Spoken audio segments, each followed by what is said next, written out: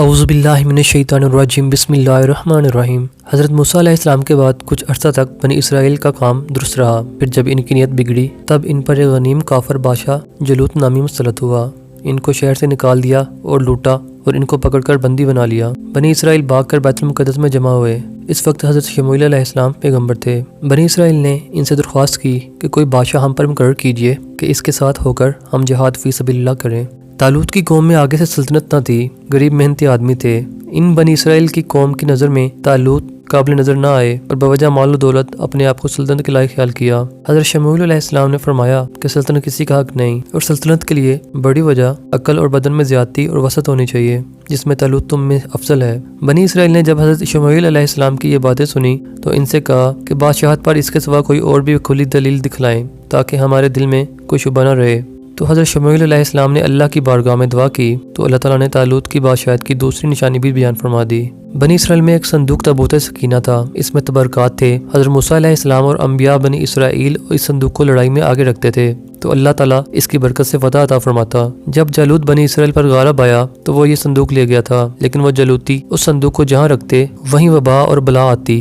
5 शहर वीरान हो गए तो उन्होंने नाचार होकर 2 बैलों पर लाद कर इसको हाँक दिया। फरिश्तों ने अल्लाह के हुक्म से बैलों को हाँक कर तालूत के दरवाजे पर पहुंचा गए।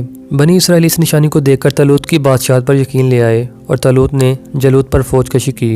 मौसम नहायत गर्म था। सब बनी इसराइल मालो दौलत की हवस के बाइस तालूत के साथ चलने को तैयार हो गए। तालूत ने कह दिया, जो कोई जवान जोरावर और बेफिक्र हो लड़ाई के लिए निकले। इसी तरह 80,000 की फौज निकली। फिर तालूत ने इनको आजमाना चाहा। एक मंजिल में पानी ना मिला, दूसरी मंजिल में एक नहर मिली। तालूत ने हुक्म दिया कि जो एक चुल्लू से ज्यादा पानी पिए वो मेरे साथ ना चले। सिर्फ 313 इनके साथ रह गए और बाकी सब जदा हो गए। और जिन्होंने एक चुल्लू से ज्यादा पानी ना पिया उनकी प्यास बुझी और जिन्होंने ज्यादा पिया उनको और ज्यादा प्यास लग गई और आगे ना चल सके। जब वही 313 आदमी जालूत के सामने हुए तो उन्हीं 313 आदमियों में हजरत दाऊद अलैहिस्सलाम के वालिद और इनके 6 भाई और खुद हजरत दाऊद अलैहिस्सलाम भी मौजूद थे।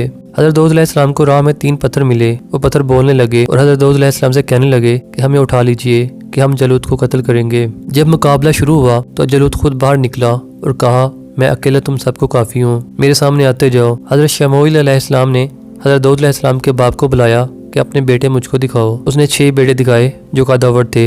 हज़रत दाऊद अलैहिस्सलाम को नहीं दिखाया, इनका कद छोटा था और बकरियां चुराते थे। हज़रत शमूएल अलैहिस्सलाम ने हज़रत दाऊद अलैहिस्सलाम को बुलाया और इनसे कहा कि तुम जालूत को मारोगे। उन्होंने कहा, मारूंगा।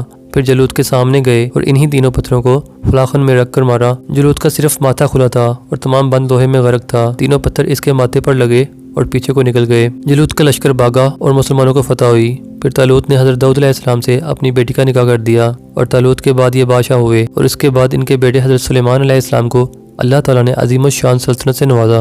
मैं उम्मीद करता हूँ कि ये इन्फॉर्मेशन आपको अच्छी लगी होगी। अगर वीडियो अच्छी लगे तो इसको ज़्यादा से ज़्यादा शेयर कीजिए और मेरे इस चैनल को सब्सक्राइब भी कर लीजिए। मैं मिलूँगा आपसे एक नई वीडियो में, तब तक के लिए आप अपना बहुत सा ख्याल रखिएगा। Thanks for watching this video. अल्लाह हाफिज़।